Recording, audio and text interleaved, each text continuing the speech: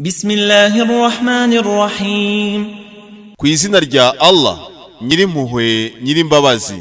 Sabbih isma rabbikal a'la. Singiza izina rya Nyagasani wawe w'ikirenga. Alladhi khalaqa fasawwa. Uwaremye agatunganya. Walladhi qaddara fahada.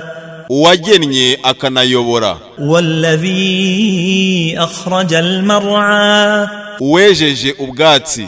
Faja'alahu ghutha'an ahwa. Akabugira ibisigazwa by'umukara. Sanuqri'uka fala tansa. Tuzagusomesha ntuzibagirwa. Illa ma sha'a Allah. Innahu ya'lamul jahra wa ma yakhfa. Keretse ibyo Allah ashaka, mu by'ukuri we azi ibigaragara n'ibyihishe.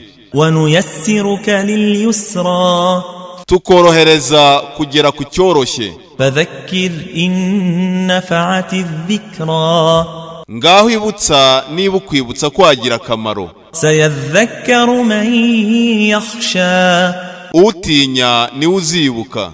Wa yatajannabuha al-ashqa. Naho umwangizi wa cyane azarwitarura. Alladhi yasla an-nar al-kubra. Wa wundi uzinjira mu muriro uhambaye. Thumma la yamutu fiha wa la yahya. Hanyuma ntapfiremo ntanakire. Qad aflaha man tazakka. Mu by'ukuri uwiyejeje yarahonotse. Wa dhakara isma rabbih fasalla. Akambaza izina rya Nyagasani we akanakora sala. Bal tu'thiruna al-hayata ad-dunya. Ahubwo mukunda cyane ubuzima bw'isi. Wal akhiratu khayrun wa abqa. Kandi imperuka ariyo nziza kuruta, ari nayo izagumaho. Inna hadha la fi as-suhufi al-ula. Mu by'ukuri ibi biri mu nyandiko zo hambere.